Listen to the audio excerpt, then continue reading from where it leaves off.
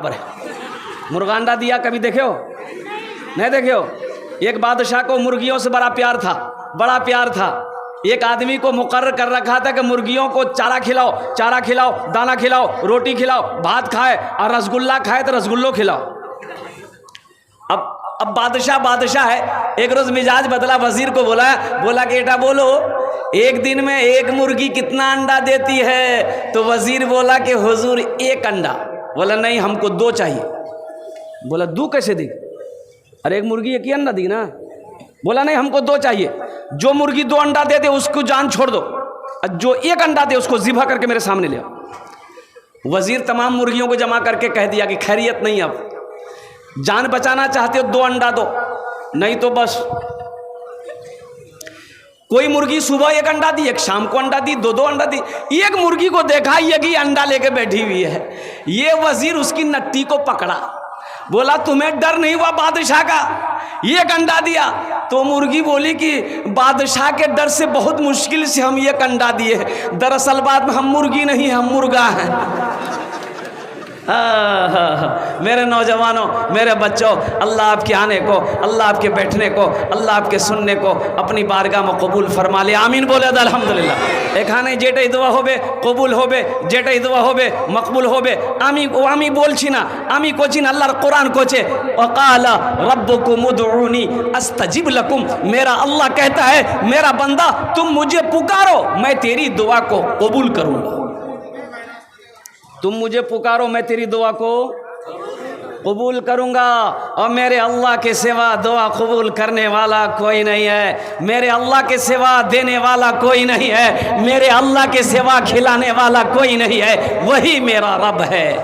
एक इमाम साहब तकरीर कर रहे थे कि अल्लाह सबको खिलाता है, जो नहीं खाता है खाना चाहता अल्लाह उसको भी खिलाता है, जो नहीं खाना चाहता अल्लाह उसको भी खिलाता है। एक नौजवान बोला कि कैसे खिला देगा, हम नहीं खाएंगे, अल्लाह कैसे खिला देगा? बोला खिलेबे करेगा। बोला हम नहीं खाएंगे। बोला कैसे नहीं खाओगे? घर चले आया, स्ट्राइक कर दिया, बोला हम खाना नहीं खाएगा। अब माँ तो माँ होती है ना, माँ बोली बेटा खाए ले, अरे चट्टी चट्टी खाना खाए ले बेटा, अरे सूखा हो जाएगा, कमज़ोर हो जाएगा। माँ से बोला कि नहीं, हमने हड़ताल किया है, देखते हैं इमाम साहब की बात सच्ची है या मेरी जिद पूरी होती। 2 टाइम खाना नहीं खाया घर में, तो माँ परेशान हो गई। ये नौजवान सोचा घर में रहेंगे ना माँ परेशान करेगी, जंगल चला गया, पास में जंगल था, जंगल चला गया कि जंगल में रहेंगे कोई परेशान नहीं करेगा, देखें अल्लाह हमको कैसे खिलाता है।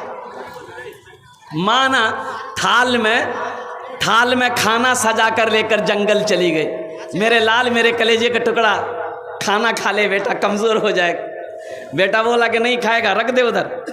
माँ खाना रख के चली आई कि भूख लगेगी ना खा लेगा।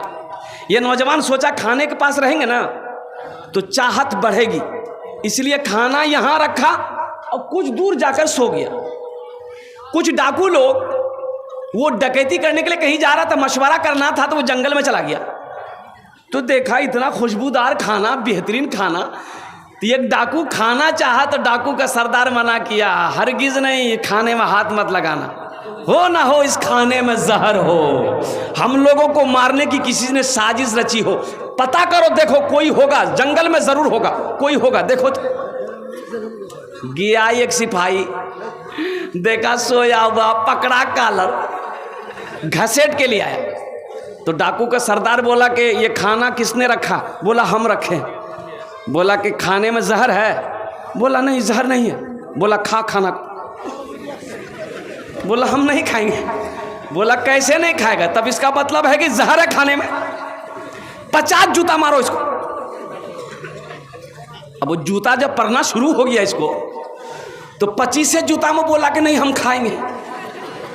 खाना खा लिया, दौड़ा हुआ मस्जिद के इमाम साहब के पास गया, बोला इमाम साहब आप ये तो बोले कि अल्लाह सबको खिलाता है, लेकिन ये नहीं बोले जो नहीं खाता अल्लाह उसको जूता मार मार के खिलाता है। बोला बात समझ में आ गई। ए नौजवानों, अल्लाह से जुड़ो, अल्लाह से लो लगाओ। वो मेरा अल्लाह खिलाने वाला है, वो मेरा अल्लाह रोजी देने वाला है, उसे वही अल्लाह ने पैदा किया है, वही अल्लाह एक दिन मौत देगा। फिर मेरा अल्लाह हशर के मैदान में पूछेगा, मेरा बंदा दुनिया से आया है, मेरे लिए क्या लाया? मेरे लिए क्या लाया है? अभी आपने 5 बच्चों के सर पे पगड़ी बांध दी, देखी आपने, इसको कहते हैं जश्न दस्तार फजीलत, दस्तार बांधी गई। अच्छा मेरे बच्चे पढ़े लिखे नौजवान यहाँ पर बैठे हैं, मेरे बहुत सारे ये सब स्टूडेंट नौजवान हैं। अच्छा ये बात बताओ मेरे बच्चों, कभी तुमने देखा है किसी का बेटा इंजीनियर बना हो, किसी का बेटा डॉक्टर बना हो, किसी का बेटा मास्टर बना हो, किसी का बेटा प्रोफेसर बना हो, किसी का बेटा इंजीनियर बना हो, तो यह जलसा सजाया गया हो और डॉक्टर साहब के सर पे पगड़ी बांधी गई हो? देखे बेटा कभी? कभी देखे आप लोग? वकील साहब को, वकील साहब के सर पे, मास्टर साहब के सर पे, इंजीनियर साहब के सर पे, आखिर क्या वजह है भाई? पढ़ा तो वो भी है, पढ़ा तो वो भी है, पढ़ा ये भी है, वो कॉलेज में यूनिवर्सिटी में पढ़ा है, ये मदरसे में पढ़ा है, और कुर्बान जाओ उसके पढ़ाई में लाखों रुपए खर्च हुए हैं, इनकी पढ़ाई में उतनी खर्च नहीं हुए। आखिर क्या वजह है कि ये हाफिज कुरान बन गया, ये हज़ारों लोगों को जमा किया गया, इनके सर पे पगड़ी बांधी गई, हाथ में लट्ठी दिया गया? तो बात ये समझ में आई कि कुछ तो वजह है।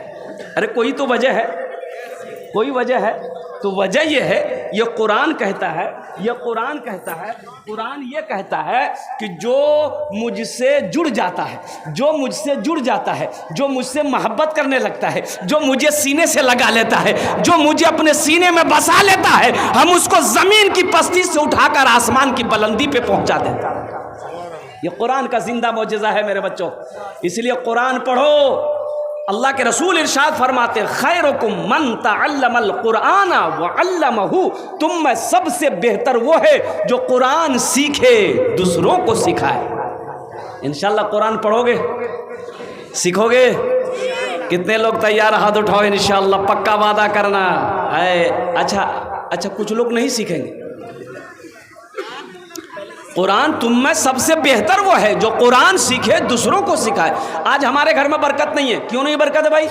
क्या वजह है? हमने कुरान को पढ़ना छोड़ दिया है, हमने कुरान को तिलावत करना छोड़ दिया है। हम जलसों में हाथ तो उठा लेते हैं, हम जलसों में हाथ उठा लेते हैं, वादा तो कर लेते हैं, लेकिन अमल कुछ नहीं। बोला बात सही कि गलत है?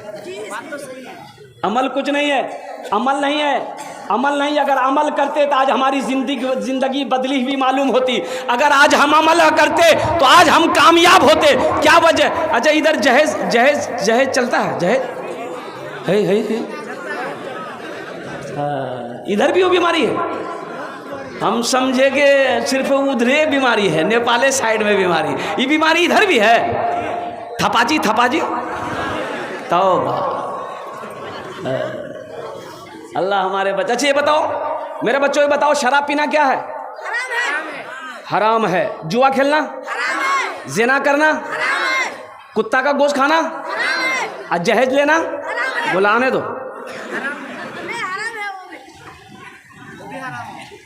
सोचो मांग कर जहेज लेना ही तो हराम है। अल्लाह के रसूल सल्लल्लाहु अलैहि वसल्लम ने 11 निकाह किया, बताओ जहेज लिया? सहाबाए किराम ने शादी किया, निकाह किया, जहेज लिया? अच्छा तुम्हारे इलाके में कोई आलिम दीन निकाह करते हैं, शादी करते हैं, क्या वो जहेज लेते हैं? जहेज लेते हुए देखे है?